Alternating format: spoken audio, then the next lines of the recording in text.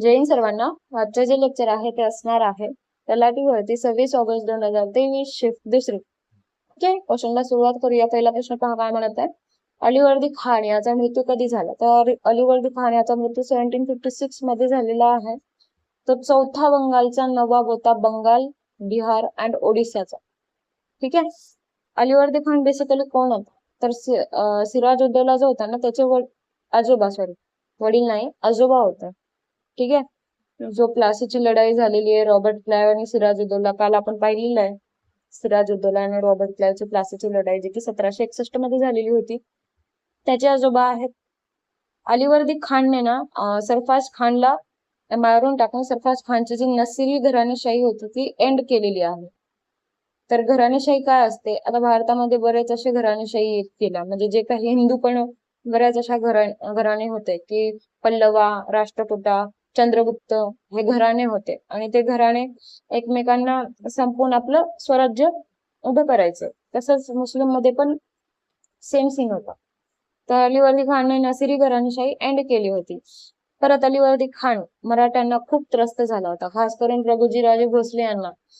ठीक आहे. त्यांनी म्हटलं की भाई मला ओडिसाचा भाग नकोच, इतकं परेशान झाले होते भोसल्यांना.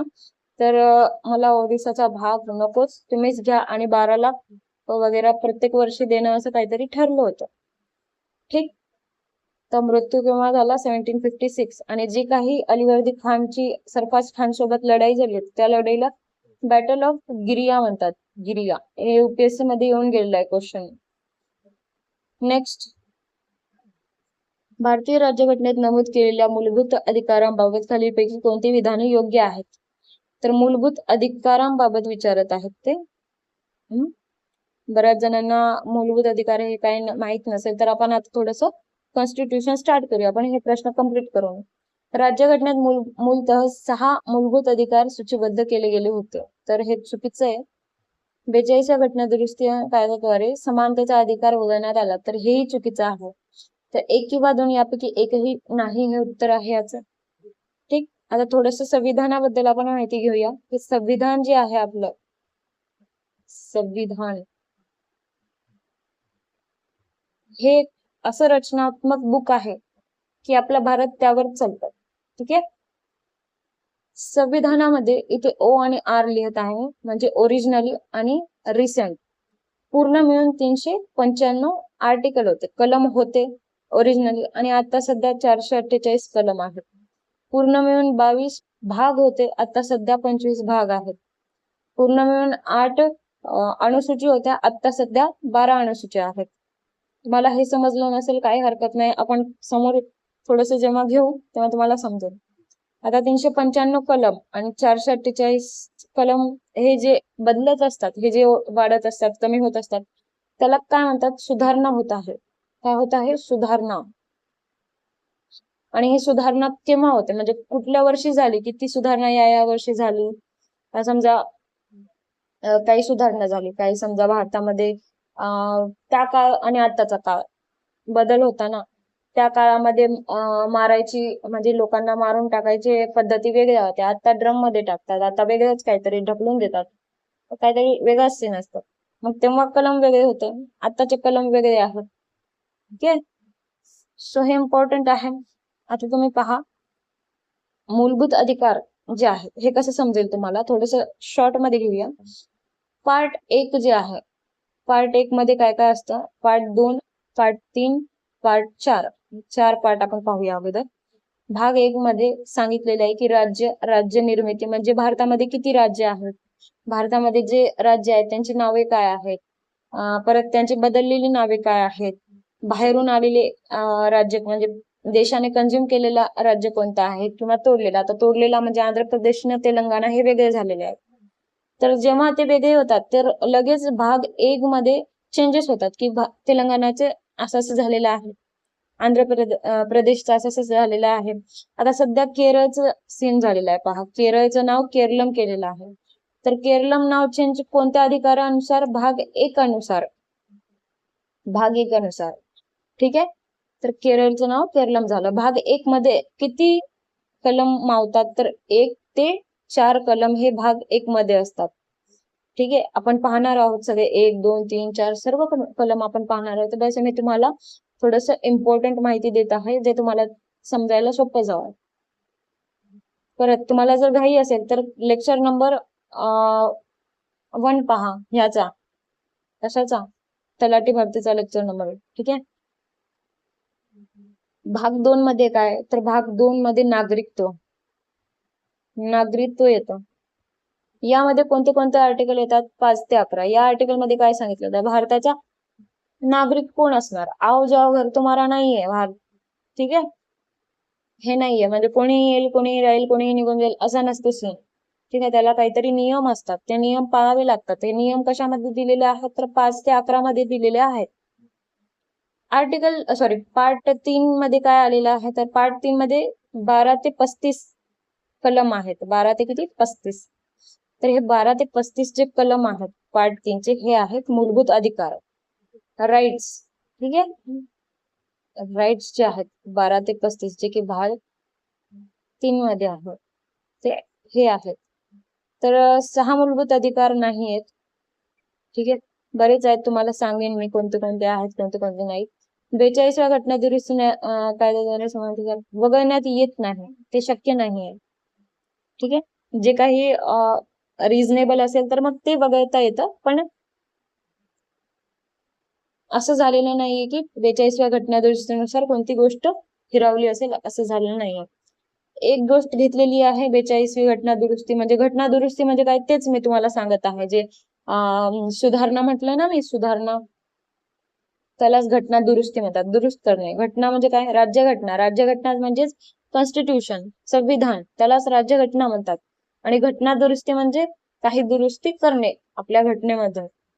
तर 1 झाली, 2 झाली, 3 झाली, असे बरेच झालेले आहे. पण 42वी जी घटना दुरुस्ती आहे खूप इम्पॉर्टंट घटना दुरुस्ती आहे. यामध्ये खूप सारा बदल झालेले आहेत. त्याला मिनी कॉन्स्टिट्यूशन किंवा मिनी घटना दुरुस्ती मिनी संविधान पण म्हणतात. ठीक आहे, तर हे लक्षात ठेवायचं. आणि चौथा मध्ये काय येतं तर मूलभूत, आय थिंक सो हे तत्व हा, मूलभूत तत्व यामध्ये येतात, किंवा याला इंग्लिश मध्ये लक्षात ठेवा डीपीएसपी, सरळ डीपीएसपी लक्षात ठेवा, डायरेक्ट टू प्रिन्सिपल्स. डायरेक्ट येतं हे एक्झाम मध्ये. आय होप तुम्हाला हे समजलं असेल. ठीक आहे, नेक्स्ट पाहूया चला क्वेश्चन. भारताच्या 2011च्या जनगणनेनुसार लक्षद्वीपचा साक्षरता दर किती आहे, तर साक्षरता दर जे आहे ते 91.85 आहे लक्षद्वीपचा. लक्षद्वीप जे आहे ते एकदम जास्त साक्षर, सर्वात जास्त साक्षरता असणारा केंद्रशासित प्रदेश आहे. काय आहे, केंद्रशासित.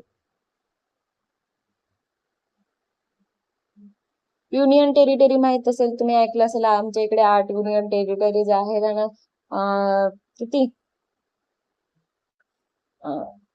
28 ना, कन्फ्युज व्हायला, 26 की 28, 28, 8, 28 राईट. 8 युनियन टेरिटरीज आहेत आणि 28 काय आहेत, राज्य आहेत. ठीक आहे, तर जे 8 युनियन टेरिटरीज आहेत त्याच्यामध्ये ना लक्षद्वीप जे आहे ते एकदम शिक्षित आहे. आणि हे 28 राज्य जे आहेत त्याच्यामध्ये एकदम शिक्षित कोणतं राज्य आहे, केरला. केरलम म्हणायचं, आता केरला नाही बोलणे का. ठीक आहे, किती टक्केवारी आहे केरलाची तर टोटल 94 अशी काहीतरी आहे, 94. कधी कधी प्रश्नामध्ये 94 देतात, कधी कधी 93.995 असं काहीतरी देतात, 95, 91. तर तेव्हा त्यालाही टिक मारू शकता तुम्ही. ठीक आहे, आणि जर विचारलं तुम्हाला, जर केंद्रशासित प्रदेश जे लक्षद्वीप आहे त्यामध्ये पुरुषांचे किती दर आहे, साक्षरता दर, तर 95.56%. आणि स्त्रियांची विचारली तर 88.25%. ठीक आहे, भरपूर साक्षरता दर आहे. जर केरळच्या पुरुष आणि स्त्री बद्दल विचारलं तर काय सांगणार, तर 96.1% हे पुरुष आणि स्त्रिया 92.1%. आता सध्या 2027 मध्ये ना येऊन जाईल काय, जनगणना होईल, आणि जनगणना झाल्यावर तुम्हाला परत दुसरी जनगणना पाठ करायला लागेल. त्यामुळे 2011ची जी आहे जनगणना तोपर्यंत लवकर जॉबला लागून जा. ठीक आहे, जाम डोक्याचा खुराक होणारा एक विषय वाढेल तुमचा. ठीक, आणि माझाही तुम्हाला शिकवायचा. मला काय हरकत नाही, माझं काय नाही, टेन्शन फ्री एकदम. ठीक आहे, चला नेक्स्ट. खालीलपैकी कोणती प्रार्थना समाजाची तत्वे होती? तर तत्व विचारलेले आहेत. काल आपण पाहिलेले आहे प्रार्थना समाज कोणी स्थापन केले, कसं झाले, काय झाले. ठीक आहे, आज तत्वे पाहूया. मूर्तीपूजेला विरोध केला का? हो, मूर्तीपूजा करायची नाही. ठीक आहे, माणसामध्येच देव आहे. एकेश्वरवाद म्हणजे सगळे एक आहेत, एकेश्वरवादाचा वगैरे तत्व असे होते त्यांचे. कर्मकांडाला विरोध म्हणजे जे काही सुपरस्टिशन्स चालायचे, म्हणजे कसं सांगायचं, जे करतात ना आता पण, खेच टोचायचा, भाऊलीमध्ये खेळ टोचायचे, त्याला तिकडे टोचायला लागतं, त्याला इकडे भाऊलीला मारलं की त्याला मार, ते हे सगळे कर्मकांड विरोध चालायचे तेव्हा, आणि आताही चालतात, नाही असं नाही, पण विरोध होता प्रार्थना समाजचा. अजून बऱ्याच गोष्टी होत्या, जसं की विधवा पुनर्विवाह करणे. ठीक आहे, अजून बालविवाह बंदी, जातीभेद निर्मूलन वगैरे बऱ्याच अशा काही गोष्टी होत्या. ठीक, प्रार्थना समाजाचं काही विसरत आहे का मी? प्रार्थना समाज मी सांगितलं का काल की 1867 मध्ये स्थापन झाले होते? सांगितलं नसेल तर लक्षात ठेवा. आणि परमहंस सभा तर 1848 मध्ये. ठीक, नेक्स्ट. फेब्रुवारी 2023 करंट क्वेश्चन मी नाही वाचणार. भारताच्या 2011च्या जनगणनेनुसार डॅश समुदायाच्या लोकसंख्येचा वाढीचा दर 15.5% आहे. तर ख्रिश्चन लोकांचा 15.5%. सर्वात जास्त मुसलमान जे आहे त्यांचा दर वाढलेला आहे. म्हणजे कन्व्हर्जन म्हणा किंवा अजून काही गोष्टी म्हणा, मुसलमानांची संख्या वाढलेली दिसून येते. किती? 24.6%. सर्वात जास्त, कालच सांगितलेलं आहे तुम्हाला. हिंदू सेकंड नंबरवर येतो, जे की 16.8% आहे. जवळपास ख्रिश्चन आणि हिंदू हे जरा जवळपासच आहे. आणि शीखचं सांगायचं झालं तर, एक सेकंड, त्यांचं येणार 8.4%. ठीक आहे, नेक्स्ट. स्थायू अवस्थेचे द्रव अवस्थेतून न जाता थेट वायू अवस्थेत होणारे रूपांतर म्हणजे डॅश हो. तर हे टॉपिक आहे मॅटर टॉपिक. तर आपण सायन्स तर घेणारच आहोत, पण तुम्हाला जर घ्यायचं असेल तर मॅटर टॉपिक कुठल्या तरी क्लास न करा. कुठला तरी क्लास म्हणण्यापेक्षा, मला माहिती नाही, माझी एक मैत्रीण आहे, ते म्हणते PW चे फिजिक्स वनला जे आहे ते सायन्स खूप छान शिकवतं. मी नाही पाहिलं, माझं सायन्स खरं सांगू अजून तरी माझं सायन्स 50% पण कम्प्लीट नाहीये. काय सांगू तुम्हाला, माझे सायन्सचे खूप वांदे आहेत. मला असं फॅक्च्युअल डाटा वगैरे पार्ट आहे सगळा, पण असं काही एकदम ट्रिकी असा क्वेश्चन आला ना तर सॉल्व्ह करता येत नाही. सायन्स एकदम अवघड आहे. माझं शाळेच्या टायमिंग सायन्स मध्ये सर्वात कमी मार्क पडले होते, 75 मार्क असं काहीतरी होते. त्यामुळे मला असं वाटतं तुम्ही एक तर स्वतःहून करा सायन्स, किंवा मी सुरू करणार आहे, आता मुहूर्त कधी लागेल सांगता येत नाही. जसं क्वेश्चन्स आले तसं मी तुम्हाला व्यवस्थित सांगायचा प्रयत्न करा. आता पहा, हे जे क्वेश्चन आहे तर हे संप्लवन म्हणजेच काय, तर सब्लिमेशन असं म्हणतात. आता इथे आहे गॅस, पण इंग्लिश मध्येच घेऊया, मला मराठी येत नाही. गॅस हे सॉलिड आहे, सॉलिड हे लिक्विड आहे. आता जर सॉलिडला लिक्विड मध्ये टाकायचं, आता समजा पाणी आहे आणि त्या पाण्याला आपण फ्रीज मध्ये ठेवलं आणि तो बर्फ झाला.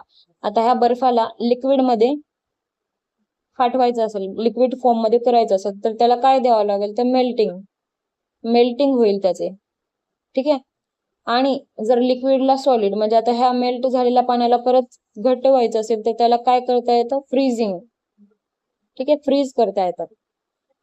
आता हे पहा, शक्यतो तुम्ही ना, माझा सल्ला आहे, सायन्स जे आहे ना इंग्लिश मध्येच करा. सॉलिड जे आहे त्याला गॅस मध्ये कन्वर्ट व्हायचं असेल तर मग काय करायचं, त्याला म्हणतात सब्लिमेशन. हे संप्लवन म्हणजे जे जड वायू आहे, द्रव आहे, जे द्रव आहे, एक सेकंड, द्रव अवस्थेतून न जाता थेट वायू अवस्थेत, हे सॉलिड जे आहे द्रव अवस्थेतून म्हणजे लिक्विड न होता डायरेक्ट जेव्हा गॅस बनतो त्याला काय म्हणतात, तर संप्लवन, सब्लिमेशन बनतो. सब्लिमेशन. पण जर गॅसला सॉलिड मध्ये व्हायचं असेल तर गॅसला सॉलिड मध्ये जायचं असेल तर त्याला म्हणतात कंडेन्सेशन. कंडेन्सेशन म्हणजे काय आता पहा, कंडेन्सेशन म्हणजे हे शब्द प्रेसिपिटेशन, प्रेसिपिटेशन पण म्हणता येणार नाही यार, काय म्हणू आपण गॅसला सॉलिड मध्ये होता असताना.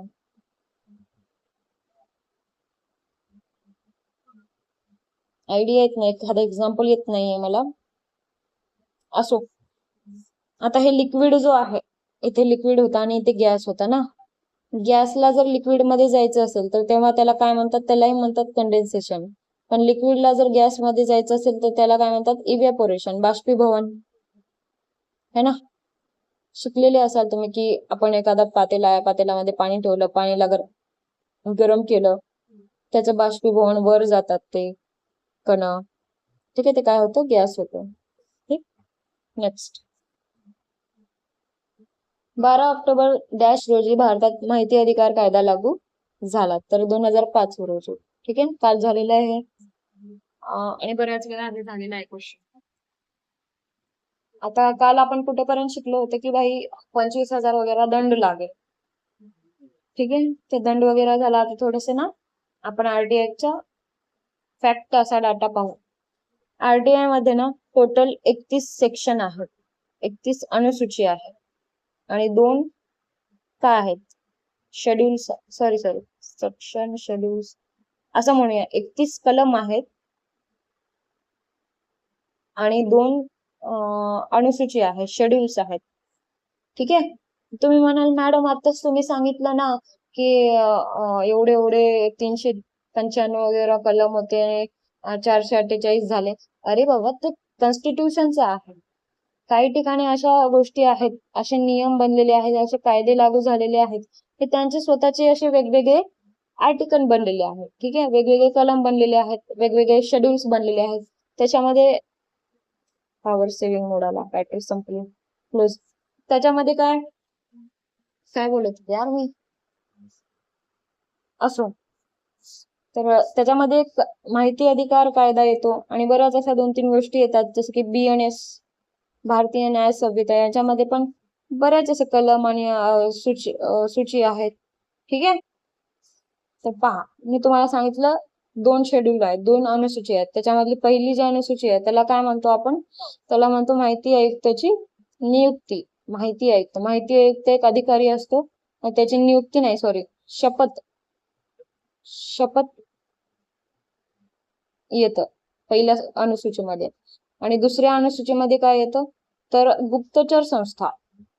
गुप्तचर संस्था टोटल 23 का 26 संस्था आहेत. आणि या गुप्तचर संस्था तुम्हाला माहित असेल, रॉ विंग्स वगैरे काहीतरी आहे याचा फुल form, raw, ivy, intelligence bureau, हे कशामध्ये येतात, हे येतात गुप्तचर संस्थांमधून. ठीक आहे, हे 2 गोष्टी झाल्या. आता कलम थोडेसे 4-5 आपण पाहून घेऊया, इम्पॉर्टंट. कलम मध्ये काय येणार, पहिला कलम पहा आरटीआय ऍक्टचा. पहिल्यामध्ये नाव येतं, नाव काय, आरटीआय असं नाव येतं. ठीक आहे, दुसऱ्यामध्ये काय येतं, व्याख्या येते, व्याख्या. तिसऱ्यामध्ये काय येतं, तर माहितीचा अधिकार, म्हणजे तुम्हाला मला सर्वांना माहितीचा अधिकार आहे, हे तिसऱ्यामध्ये येतं. ठीक, परत चौथ्यामध्ये सुओमोटो. सुओमोटो म्हणजे काय, तर पहा, स्वतःहून एखादा अधिकारी आहे तो स्वतःहून माहिती जाहीर करतो, त्याला सुओमोटो म्हणतात, किंवा सार्वजनिक प्राधिकरण असं सुद्धा म्हणतात. हे झाले 4.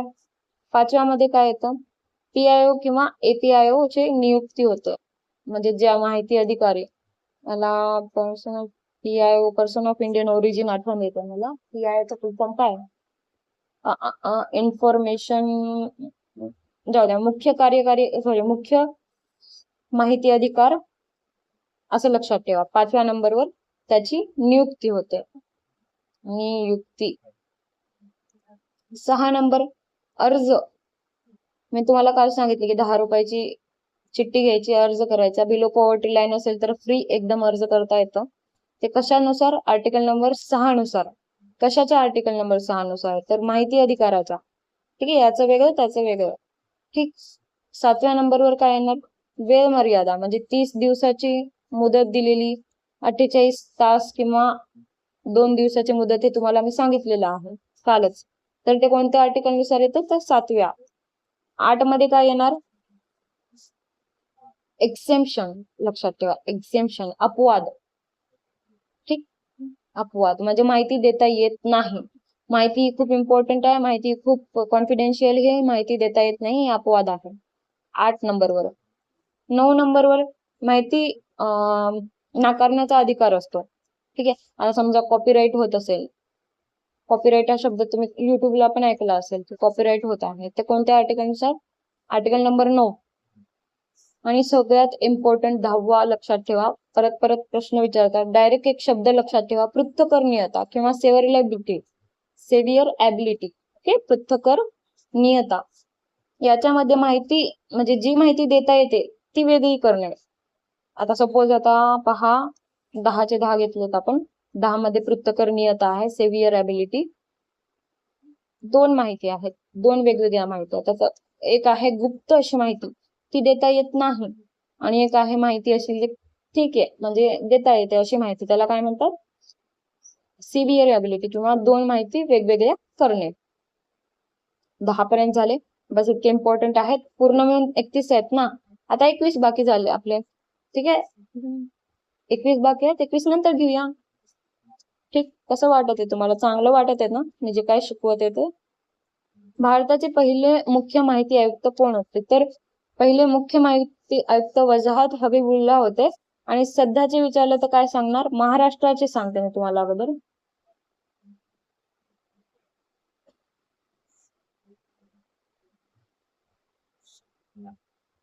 राहुलजी, राहुल व्ही काहीतरी, व्ही भालचंद्र आहे थिंक, राहुल पांडे यांचं नाव. ठीक आहे, आणि भारताचे विचारलं तर भारताचं काहीतरी मी ट्रिक लक्षात ठेवली होती. आपलं हे कोण आहेत?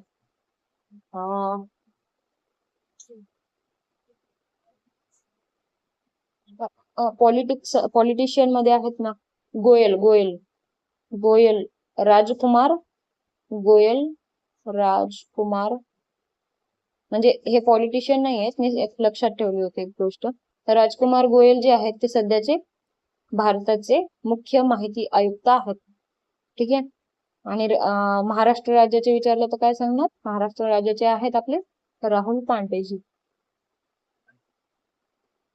यांच्या दोघांचेही नाव र पासून चालू आहे, है ना? असो, नेक्स्ट. कृष्णा नदीची लांबी सुमारे डॅश किलोमीटर आहे, तर सुमारे आहे 1400. सर्वात लांब नदी कोणती आहे? गंगा.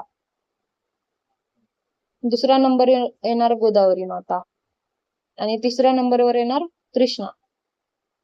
या दोघांबद्दल आपण काल जाणून घेतलेलं आहे, पण यांच्या लेंथ आपण जाणून घेतली नाही. कृष्णा नदी कुठे उगम पावते? तर नाशिक, महाबळेश्वर. आता इथे नाशिक, महाबळेश्वर, कृष्णा नदी आणि गोदावरी नदी कन्फ्युज होऊन जाईल, तर जीटी असं लक्षात ठेवा. जीटी व्हाईट सिटी गेम खेळलेला असेल बऱ्याच जणांनी. गोदावरी, त्र्यंबकेश्वर, जीटी, कृष्णा, महाबळेश्वर, नाशिक. ठीक आहे, पहा, जी गंगा नदी आहे तिची साईज किती आहे असं विचारलं तर, एक सेकंड पाणी घेते प्यायला.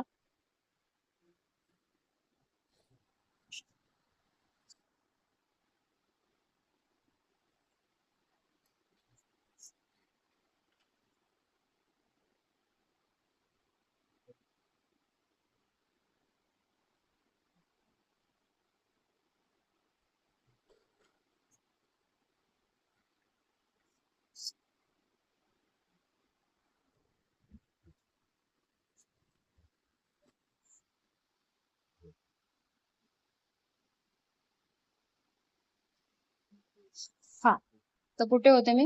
गंगा माता जी आहे तिची साईज किती?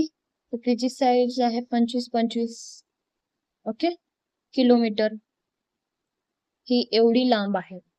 त्याच्यानंतर येते आपली गोदावरी माता. गोदावरी मातेला काल एक लक्षात सांगायचं लक्षात नव्हतं माझ्या, वृद्ध गंगा असं सुद्धा म्हणतात. काय म्हणतात? वृद्ध गंगा.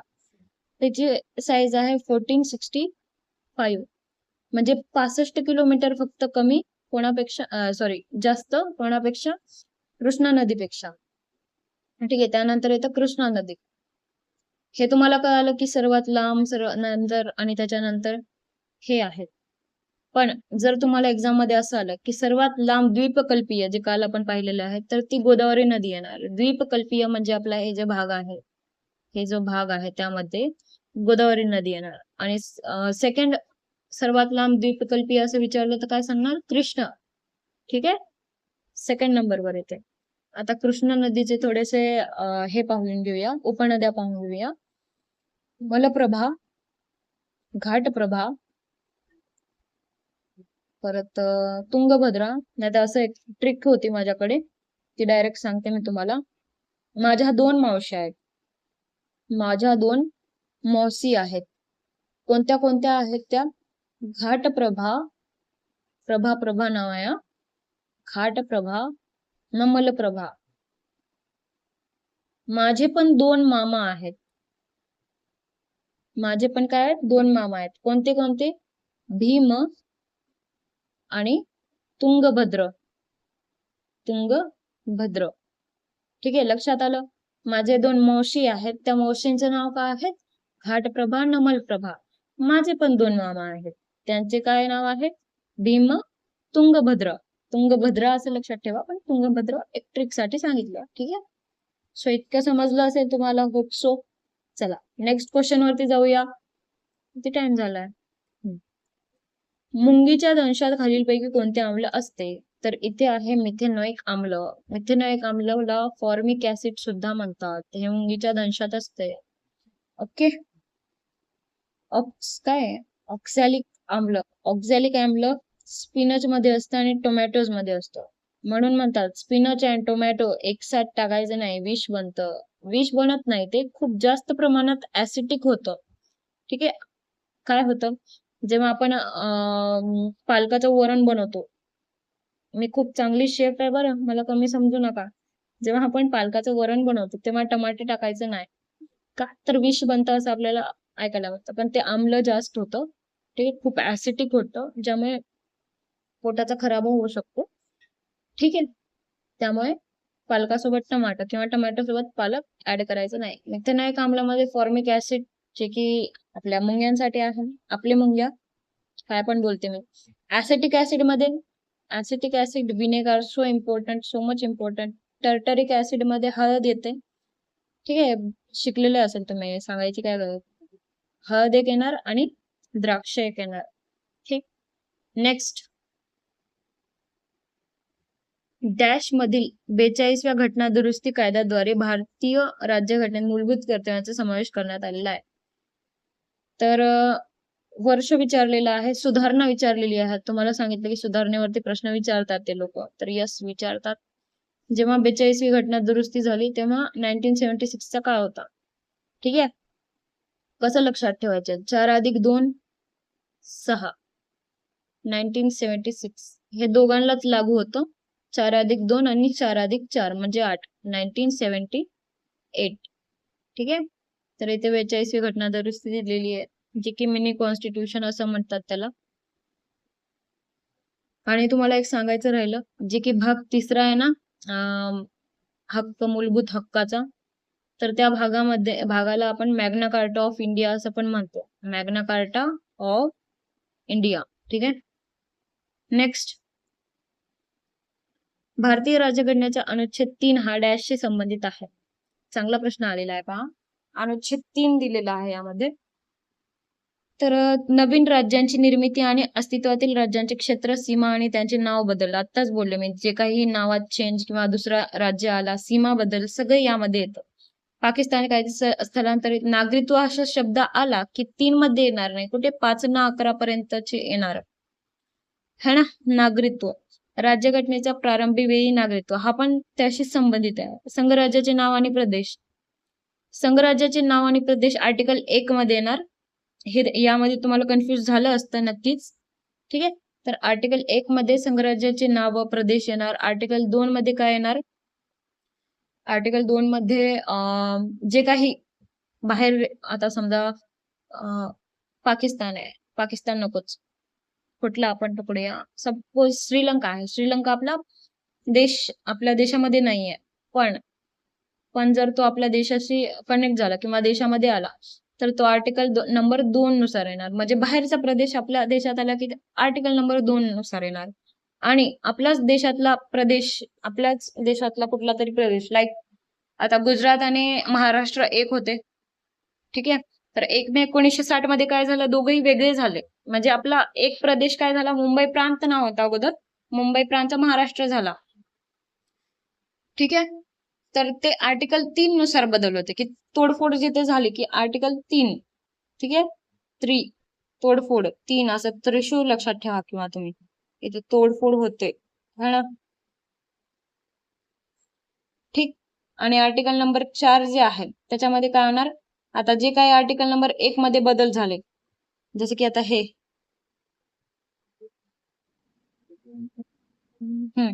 आर्टिकल नंबर 3 पहा, इथे उत्तर दिलेलं आहे. नवीन राज्याची निर्मिती आणि अस्तित्वात राज्यांची क्षेत्र सीमा किंवा नाव यातील बदल, ठीक आहे. तर हे 3 बरोबर आहे. आर्टिकल 4 सांगत होते मी. तर जे काही आर्टिकल नंबर 1 मध्ये चेंज झालं, जसं की केरला चेंज झाला, केरलम झाला, केरलम चेंज झालाय, हे आर्टिकल नंबर 1 मध्ये पण येणार. तर आर्टिकल नंबर 4 काय सांगणार, केरलम चेंज झालाय, हे आर्टिकल नंबर 1 मध्ये दिलेलं आहे. समजलं तुम्हाला एवढं? क्या आपको ये चीज समझ में आई, जे काही मी गोंधळून तुम्हाला सांगितलेलं आहे? Okay, next.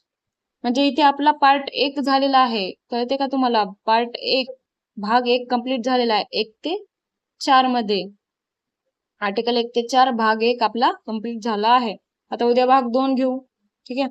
नेक्स्ट पहा, प्रश्न काय म्हणत आहे, 2022 करंटचा क्वेश्चन आहे, नको करायला. नेक्स्ट करंटचा क्वेश्चन आहे हा पण. ब्लिचिंग पावडर बाबत खालीलपैकी कोणते विधान बरोबर आहे? तिची निर्मिती ही कोरड्या विरलेल्या चुन्यावर केलेल्या क्लोरीनच्या अभिक्रियेमुळे होते. हा, बरोबर आहे. ती पिण्याचे पाणी जंतुमुक्त करण्यासाठी वापरले जाते, बरोबर आहे. ही जी ब्लिचिंग पावडर आहे, ज्याला आपण CaOCl2 म्हणतो, ठीक आहे. CaOCl2 जो म्हणतो ब्लिचिंग पावडरला, ते काय कोणत्या कामासाठी येतात? ते शेतीसाठी पण येतात बरं का. ते शेतीसाठी येतात. जे स्विमिंग पूल असतात त्याच्यामध्ये ना ब्लिचिंग पावडर टाकतात, की घाण पाणी, जो घाण गाळ आहे तो एका साईडला येऊन स्थिरावला पाहिजे याकरिता. परत पिण्याचे पाणी जंतुमुक्त करण्यासाठी कामी येते. तुरटी टाईप असते हे, ठीक आहे. अजून अजून काय, ह्यात क्लोरीनचं प्रमाण खूप जास्त असतो. हे क्लोरीनचं प्रमाण ह्यात खूप जास्त असतो, एक लक्षात ठेवा. चुन्यावर केलेल्या क्लोरीनच्या अभिक्रियेमुळे, ठीक आहे. तर हे दोन्ही योग्य आहेत, दोन्ही गोष्टी योग्य आहेत. नेक्स्ट, भारताच्या स्वातंत्र्य लढ्यादरम्यान कोणत्या वर्षी सविनय कायदेभंग चळवळीची गती मंदावली? तर सविनय कायदेभंग 1930 मध्ये आलेला, जे की दांडी मार्च गांधींनी आणलेला, ठीक आहे. दांडी साबरमती आश्रमापासून दांडीपर्यंत चालत जायचं. मीठ सत्याग्रह होता. 72 का 73 अनुयायी सोबत होते. असो, नॉट सो इम्पॉर्टंट. 1934 मध्ये झालेला हे लक्षात ठेवा, ठीक आहे. नेक्स्ट, मार्च 2023 मध्ये करंटचा क्वेश्चन आहे. नेक्स्ट, पृथ्वी कवच हे तिच्या आकारमानाच्या -टक्के आहे. तर पृथ्वी कवच म्हणजेच ओझोन लेअर हे तिच्या आकारमानाच्या 1% आहे. ओझोन लेअर काय करते, तर अल्ट्रा व्हायोलेट रेज जे आहेत, सूर्याचे जे किरणे आहेत, घातक किरणे, ज्याच्यामुळे आपली स्किन खराब होऊ शकते, आपल्याला कॅन्सरचे धोका होऊ शकतो, असे जे आहेत ते ओझोन लेअर मध्ये होऊ शकत नाही. ते ओझोन लेअर कव्हर करतं, ते तिथपर्यंत पोहोचत नाही, ठीक आहे. It's so important. परत ओझोन लेअर जो आहे ना, तो डॉप्सन युनिटने मोजला जातो, डॉप्सन युनिट. आणि ओझोन लेअर डे केव्हा असतोय, जरा सांगा बरं कमेंट मध्ये प्लीज. क्वेश्चन 20, खालीलपैकी कोणते विधान पंडिता रमाबाई बरोबर आहेत? तर त्या संस्कृतच्या उत्तम विद्वान होत्या. तर यस, त्यांनी उच्चवर्णीय हिंदू स्त्रियांच्या दयनीय जीवनाबद्दल एक पुस्तक लिहिले होते, तर योग्य आहे.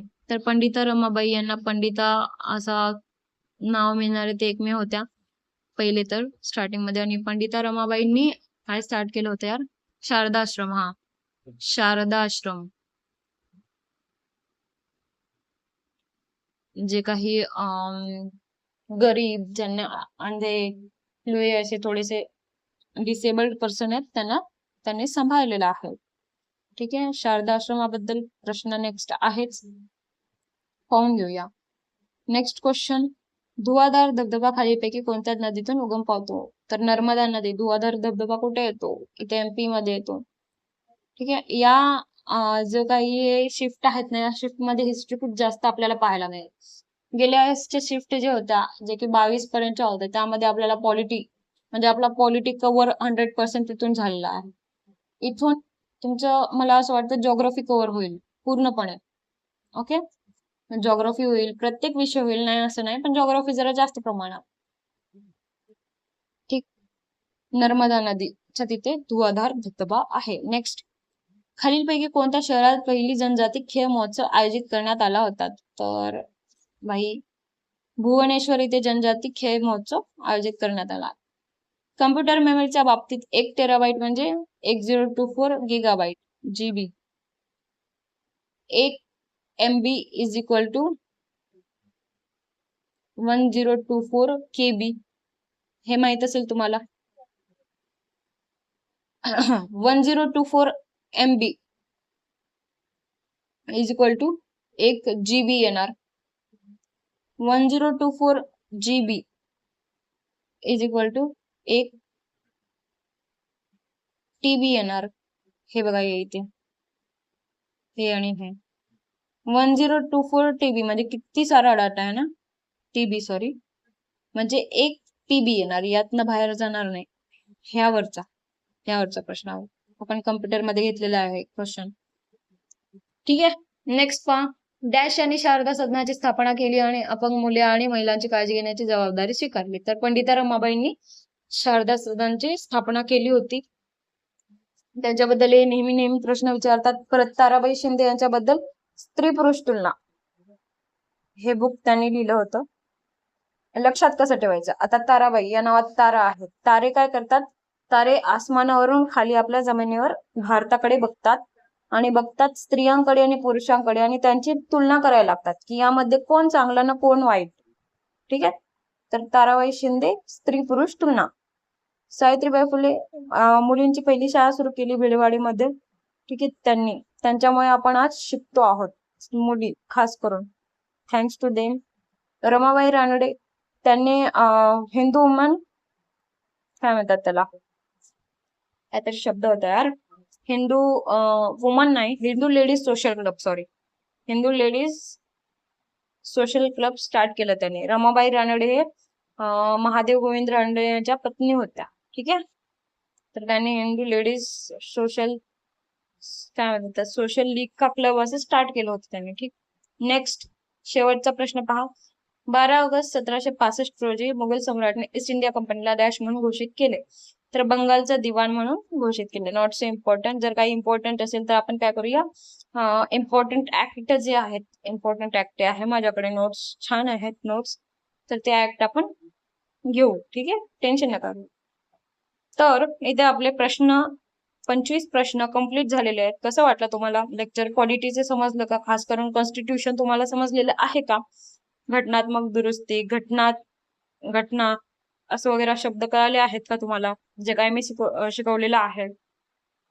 लेक्चर आवडले का तुम्हाला? नक्की मला कमेंट मध्ये सांगा. आपण थोडस CA करंट अफेअर्स पण घेऊया, थोडस सायन्सचं आता मी नक्की आता सांगू शकत नाही, मला हे कम्प्लीट करायचंय.